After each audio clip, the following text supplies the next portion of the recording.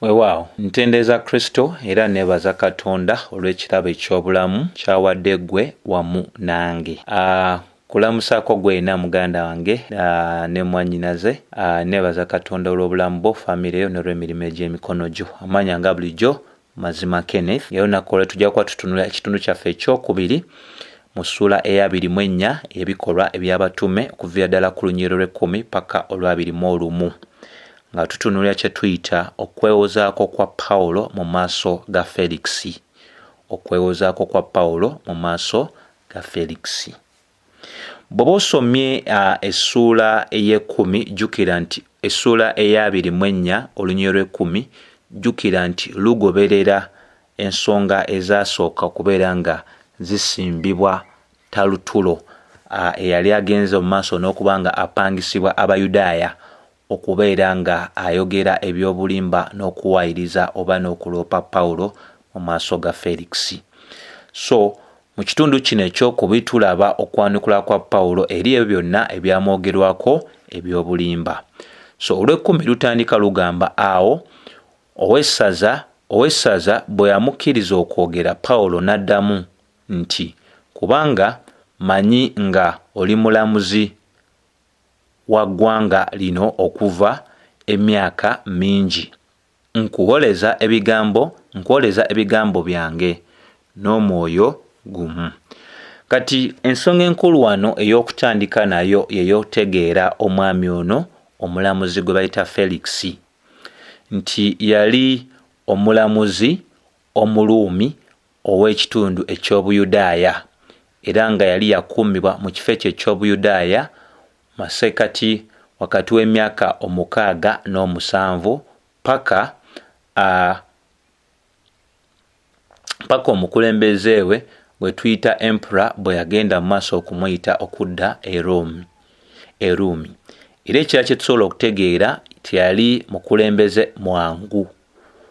Yalina n'abakyala ba mirundi 3 naye omukyala we eyali ow'enkizo nnyo oba yali ow'erinnya yali ayitibwa Dulusira. Naye bwe tuba tugoberedde ensonga eri mu lunyiriri olusooka tulabira ddala nti Pawulo atandika nga ayanukula ebyo byonna ebyamwogebwako ebyaswakabwa mu maaso ga Ferikisi bwe yali amukkiriza okwogera. Era Pawulo yatandika nga agenda mu maaso n'okwewozaako nga bwe kiri mu mateeka ag'Abaruumi nti Omuruumi yenna tiyalina kubeera nga attibwa oba nga abonerezebwa owataali kusooka kubeera nga aweebwa omukisa okuba nga awulibwa oba nga yeeyogerako.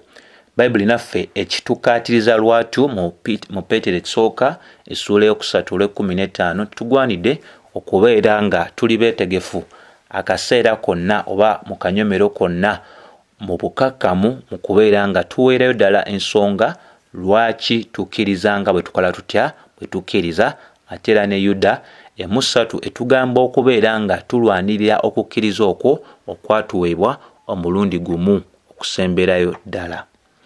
Era tulaba Pawulo atandika nga agamba nti manyi nga oli mulamuzi wa ggwanga lino okuva emyaka mingi,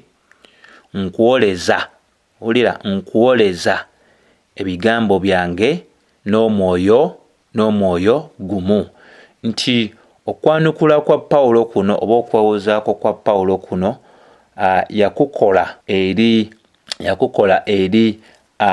eri Felix, nga yakukola mu bwegendereza ne mu kumanya nti mukuba nti Felix yali amaze ebbanga gwanvu nnyo mu bulamuzi mu kitundu ekyo, yali amanyidde ddala kiki kye yali akola, omulimu gwe yali agutegeerera ddala bulungi, era Pawulo yali amusuubira okuba nga emusango guno agusala mu mazima gaagwo bulungi nnyo. So Pawulo teyatandika nga awaaniriza omwami ono nga tatulo bwe yagenda mu maaso talutulo nga bwe yatandika, wabula Pawulo yali ye anoonya mazima meereere.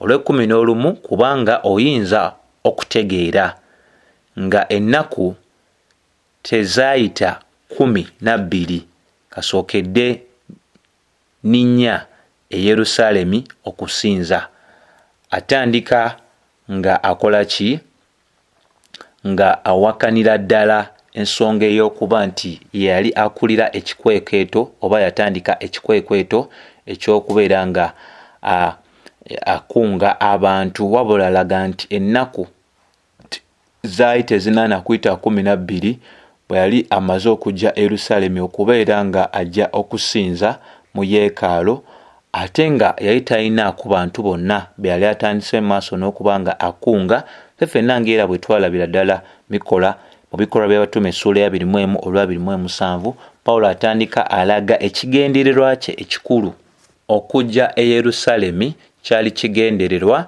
kyakuba nti yali azze kusinza. Yali azze kusinza. Ensonga lwaki olw'12 lulaga nti so tebansanga mu yeekaalu nga mpakana n'omuntu oba nga njemesa ekibiina, newankubadde mu kkuŋŋaaniro newankubadde mu kibuga. Awo ensonga ze bbiri ezaamuleeta nga nnyonnyolera ddala lwaki yali azze e Yerusalemu. Ensonga esookera ddala mu Yerusalemu alaga yali yakusinza, okwewaayo mu kusinza. Ekyali kimuleese si kyakuba nga atandika obwegugungo oba abantu okwekalakaasa oba abantu okujeema. Ensonga ey'okubiri gy'awa yayina ekigendererwa eky'okubeera nga yali ayagala okubaako engeri gy'aleeta obuyambi eri baganda be abaali bagenze mu maaso n'okukosebwa ekyeya. Ffenna tukirabira ddala bulungi mu lunyiriri lw'17 mu kwewozaako kwe. Yayogera n'agamba awo emyaka mingi bwe gyayitawo ne nzija okuleeta ebyabaavu eri eggwanga lyaffe n'ebiweebwayo. Awo ensonga lwaki yajja mu Yerusalemu. Era nga bwe tumanyidde ddala ne Balumi 15:25 paka 26 enyweza ensonga y'emu. Era kyokuyiga wano nakyo ekikulu ky'osobola okuba ng'olaba nti gw'olina kunywerera ku mazima. Kaboogere kino kaboogere kiri, gw'olina kunywerera ku mazima kubanga ge gokka agatufuula abaaki ab'eddembe. Tewaliwo kintu kirala kyonna ge tulina okukakasa nti tunywererako. Era Pawulo agamba biki bino bye bali okwogera nze sibitegeera. Baligamba ki? Nze sibitegeera. Ensonga ezandeeta ze zino wammanga. Ate kati simanyi lwaki banyigiza mu nsonga eno oba eri. Olw'13 so tebayinza kukakasa w'oli ebigambo bye banvunaana kaakano. Wulira, bw'olimanya amazima galifuula ow'eddembe. Yokaana 8:32 nti bwe tweyongera mu bigambo bya Kristo, bwe tweyongera mu kuyigiriza okwa Kristo, tunaamanya amazima era ganaatufuula ab'eddembe. Pawulo ayogera n'obuvumu kubanga amanyi kyayogera ge mazima, era agenda mu maaso n'okusoomooza abo abamuwayiriza mu maaso g'omulamuzi okuleeta obukakasiza ddala nti yajeemesa abantu, nti yagenda mu maaso n'okubeera nga addugaza oba nga ayonoona kye tuyita yeekaalu. Anti baamugambye nti amwekebejje. Bw'anaamwekebejja mbu yali wa kutegeera nti ebyo byonna bye baamwogerako byali biki bituufu. So Pawulo agamba nti baleete obujulizi. So ojja kiraba nti yagenda mu maaso n'okukkaatiriza baleete obujulizi obukakasa ebigambo ebyo bye baamwogerako.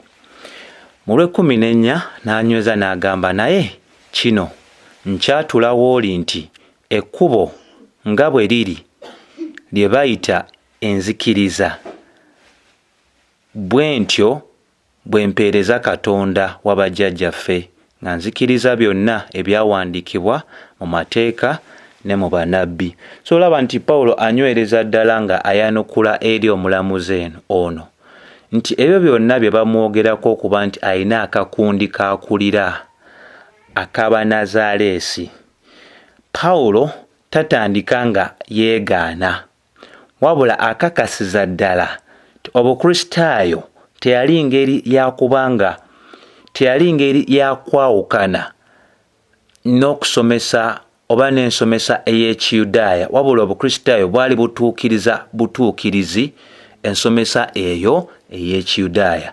N'ensonga enkulu ey'okubeera nga bano baatandika okumwogerako ebyaswakaba, Pawulo akakasa ddala nti talina kyali akkiriza nga kyali tekyawandiikibwa mu mateeka ne mu bannabbi. Omutawaana eri bo bakkiriza bitono ku ebyo bye baalina okukkiriza byonna, n'ate ye yabikkiriza byonna. Kati omutawaana nga guli eri bo kuba nti bakkiriza bitono ku ebyo ebyabawandiikibwa, ate nga ye anyweredde ku ebyo. Kati Obukristaayo buno nga kyagezaako okuba nga anyweza nti butuukirizi ebyo abasomi bye balina mu byawandiikibwa, wabula bo tebwali ngeri yakwawukana kubiri ebyali byawandiikibwa edda. Ensonga Pawulo gyali anyweza ng'era ne Baluumi 3:24 eragira ddala n'Ebikolwa by'Abatume 28:23 zonna zinywereza ddala ensonga ezo ddala oba nnyini ddala. Era Pawulo byonna yakolanga nga agezaako okuwakanya, naye mu ntandikwa nga wakanyiza ddala Obukristaayo, wakanyiza ddala ekkubo erya Mukama waffe Yesu Kristo, kubanga yali teyamanya nti bineeno oba Obukristaayo buno bwali butuukirizi ebyo bye baali balina olwedde mu mateeka ne mu bannabbi. Olw'15 n'agamba nti nga nina essuubi eri Katonda, era nabo bennyini lye basuubira nti walibaawo okuzuukira kw'abatuukirivu n'abatali batuukirivu. Kati Pawulo alumye akalubidde ddala ku nsonga ye. Ensonga ye agenda maaso n'okukakasa omulamuzi ono nti bano abandoopye mu maaso go kyolina okubeera ng'otegeera nina byenzikiza nabo bye bakkiriza, era bamanyidde ddala nti waliyo okuzuukira okw'abatuukirivu n'abatali batuukirivu. Bakimanyidde ddala bulungi nnyo. So era ku nsonga eyo ffenna tujjukira mu Ebikolwa by'Abatume 23:6 n'olw'omwenda nti bano abawaabira Pawulo Abafalisaayo baali kitundu kw'abo abaawa obukuumi ate era abalwanirira Pawulo. Pawulo bwayogera ku nsonga y'okuzuukira, bwayogera ku nsonga ya zimalayika nti ey'obulamu obutaggwaawo, naye ku mulundi guno baamwekyusiza nga balina ebigendererwa ebyabwe, kubanga ogwanidde okujjukira nti abantu bwe nga tebasobola kuwakanya kyoyogera bajja kulumba, bajja kwogerako ebyaswakaba olw'okuba nti oyogedde ku ekyo kye batasobola kuwakanya. Nti abantu bano baali ne bakimanyi okuzuukira kwaliyo, okuzuukira gye kuli okw'abatuukirivu n'abatali batuukirivu, ne bo baasalawo okubeera nga balwanyisa amazima ge bamanyidde ddala. Kino kye bayita okuwaaba, omuntu n'ava ku mazima n'atandika okuba nga ge yakkirizaako ate agalwanyisa. Okitegeera? So ku nsonga eno y'okuzuukira okw'abatuukirivu n'abatali batuukirivu, Bayibuli ekinywereza ddala lunye. Matayo 25:32 nti olunaku lujja Mukama agenda golokosa abo abaafiira mu Kristo, ate agenda golokosa n'abo abataafiira mu Kristo. Yokaana 5:28-29 naye enyweza nti olunaku lujja abaali mu Kristo bajja golokosebwa n'abataali mu Kristo bajja golokosebwa. Bonna balina okubeera nga balamulwa mu maaso ga Katonda, abalala balamulwe nga baweebwa obulamu obutaggwaawo emirembe n'emirembe bayingire mu kwesiima, ate abalala balamulwe nga okulamula nga kugobererwa ebikolwa byabwe n'enneeyisa yaabwe, okubeera nga basuulibwa mu bunnya emirembe n'emirembe, ng'era ne bwekyawandiikibwa mu bannabbi nga Danyeri 12:2. Danyeri yali yalanga dda nti waliyo okuzuukira okw'abatuukirivu n'abo batali batuukirivu, ekintu ate Abafalisaayo kye baali bagendera ddala mu maaso n'okuba nga bakola batya, nga bawakanya. Kati wano ku lunyiriri luno olw'15 Pawulo yatuukira ddala ku nsonga lwaki abantu bano bali mulemera ku nsonga kati yakuzuukira.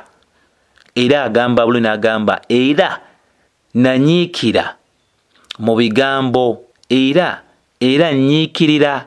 So anywereza ddala n'alaga nti bw'oba otunuulidde 15 nga nina essuubi eri Katonda era nabo bennyini lye basuubira nti walibaawo okuzuukira okw'abatuukirivu n'abatali batuukirivu. Alumidde ddala ensonga eno evuddeko leenya gyali okunyweza. 16 n'ayogera n'agamba era nyiikira mu kigambo eky'okubeeranga n'omwoyo ogutalina musango eri Katonda n'eri abantu ennaku zonna. Pawulo anywereza ddala n'akakasiza ddala ku bino ebigenda mu maaso okumwogerwako eby'ensonyi, ng'alagira ddala obukulu obw'ensonga oba ogamba nti yakolanga kyonna ekisoboka eky'okukakasiza ddala abeera n'omwoyo ogutalina musango eri Katonda n'eri abantu bonna. Kikyategeeza mu ebyo okubeera n'omwoyo ogw'omusango eri Katonda kwe kumanya nti oli mu nsobi, olina ky'olina okukola ky'otakola. Okubeera n'omwoyo ogw'omusango eri abantu kwe kumanya nti no osobeza bantu bannoobo nga togoberedde ekyo Katonda ky'alagira mu neesayo n'abantu. Ekibuuzo kiri nti tusobola tutya okukuuma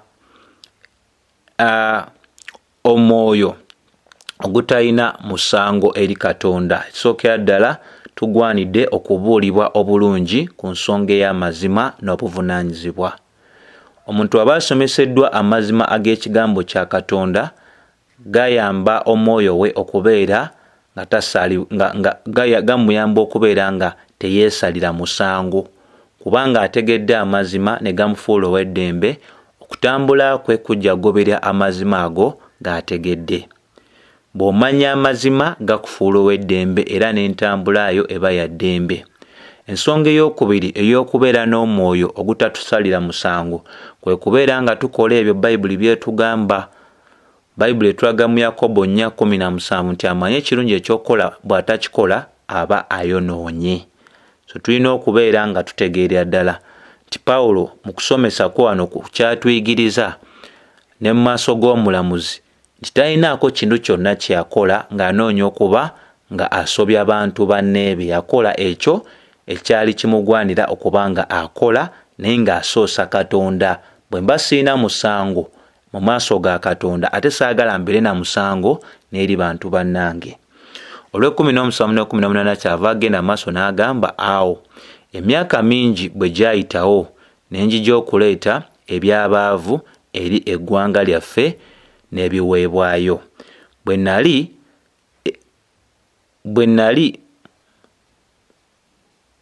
nali mu ebyo Abayudaaya abamu abaava mu Asiya ne bansanga mu yeekaalu nga ntukuzibwa nga sirina kibiina newankubadde oluyoogaano.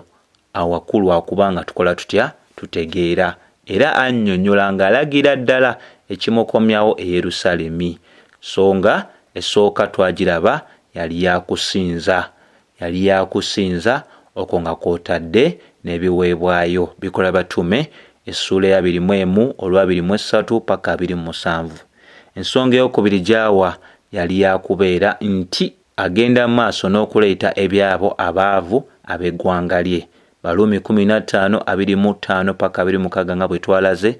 Bakolinso ekisooka 16 olusooka paka olwokuna ne Bakolinso ekyokubiri 8 paka olwokuna. Bw'oba osomye ate olunyiriri 19 alaga abo agamba nti abagwanidde okubeera w'oli n'okunnumiriza obanga balina abo bagwanidde okubeera w'oli okunnumiriza obanga balina ebigambo ku nze. Pawulo alagira ddala mu maaso aga Ferikisi nti bonna abaali bamusibyeko amatu, abaali bamusibyeko amatu, abaali bamusibyeko omutwe n'amagulu, abaali bamusibyeko ensonga ez'enjawulo baali bagwanidde okubeerawo bamulumirize mu maaso ge ate ne mu maaso g'omulamuzi, naye tebaasobola kubaawo kubanga yasaba babeerewo abo Abayudaaya abaali bava mu Asiya okubeera nga batuukiza ddala ensonga eno okubanga bagigusiza ddala ekome, naye tebaaliwo. Olwabiri paka 21 Bayibuli etugamba oba bano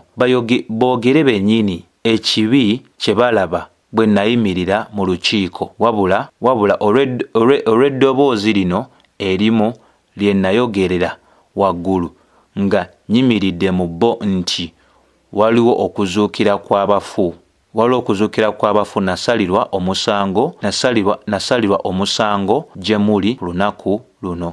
So kati alaga nti ali wano yali mu maaso g'akakiiko oba yali mu maaso ga Felix oba mu kkooti eno olw'ensonga emu yokka, era ensonga eyalaga yali yakuzuukira. Omusango gwe bamulanga gwa kuzuukira. Nga leero we batulanga emisango egy'enjawulo, twogedde ku kimu eky'ekkumi, twogedde ku bakyala nti tebalina kuba basumba, tugambye nti abatume tebakyaliwo, tugambye nti bannabbi tebakyaliwo, tugambye nti Katonda mu buyinza bwe asobola okwonya, asobola obutawonya, tugambye nti teriiyo bubaka bupya kwolesebwa oba birooto Katonda byali okuwa abantu ng'agala batambuliza obulamu bwabwe ku birooto oba okwolesebwa. Ne tunyweza nga tulaga nti ekigambo kya Kristo kimala, byonna bye tulina mu byawandiikibwa bimala, n'olyoka ofuna embeera oba abantu ab'enjalo nga bagolokoka nga bagamba oli mubi nnyo, oli mulimba, ogamba otya nti abakazi tebasobola kuba basumba, ogamba otya nti Katonda tatuwa kwolesebwa, tatuwa birooto, tatuwadde maanyi gawonya bantu, ate nga naabogera nti abadde amaanyi agawonya abantu nabo balwadde, ne bakyala babe balwadde, n'abaana babe balwadde, n'abantu mu famire zaabwe balwadde. So ensonga zino zonna Pawulo alaga zaali ku kuzuukira kwe baali bakkiriza bano bennyini abaali bamuwayiriza ate nga baganye byonna ebyali mu nzikiriza yaabwe.